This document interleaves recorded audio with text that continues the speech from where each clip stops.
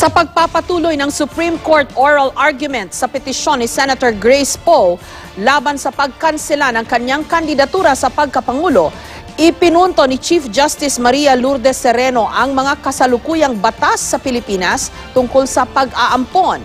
Base raw sa ating batas, natural-born Filipino ang trato sa mga foundling katulad ni Poe. May report si Joseph Moro.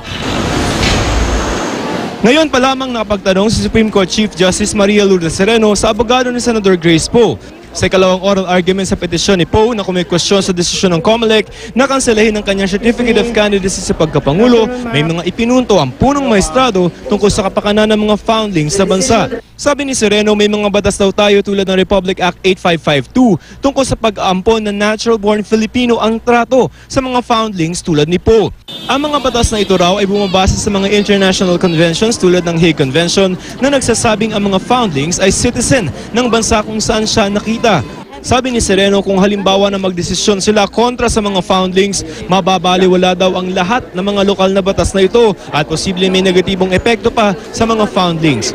If the court makes a conclusion against foundlings who are being adopted, what do you think will be the possible policy implications that will result in the desirability of adopting foundlings vis-a-vis those with known biological parents? No one will adopt foundlings because of the possibility that the decree of adoption can be challenged on the ground of lack of jurisdiction on the part of the court. There will be a legal problem because of the application of Article 15, where there is no jurisdiction over the subject of the adoption. We can put a blinder on who your client is and just focus on the implication on foundling rights. At dahil magiging questionable na ang legal na paraan ng pag-aampon, baka wala na raw mag-ampon. Bagaman hindi pa pwedeng masabi na ito ang pinal na posisyon ni Sereno kapag nagdesisyon na ang Korte Suprema sa kaso ni Poe, sinabi ng kampo ni Poe na nakakatulong sa kaso nila ang perspektibong ito ng punong maestrado ng Korte Suprema. The only premise of that is foundlings are Filipinos. Natural born. Argument is that they cannot be other than natural born. Because if the foundlings are not Filipinos, then courts cannot decree their adoption.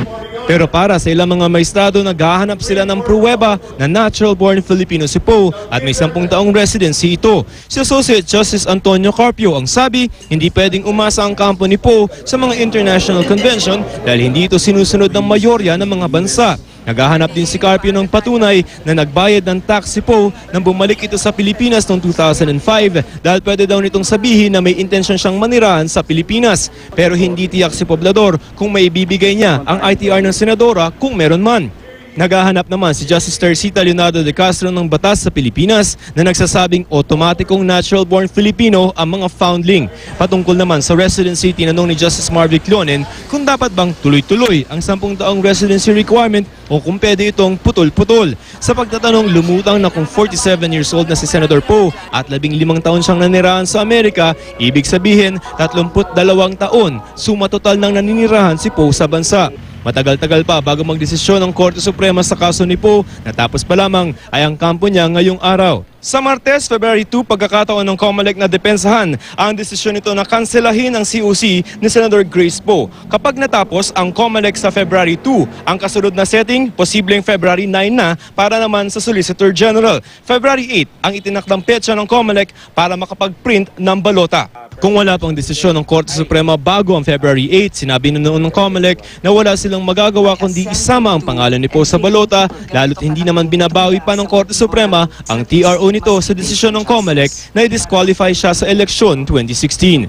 Joseph Morong, GMA News.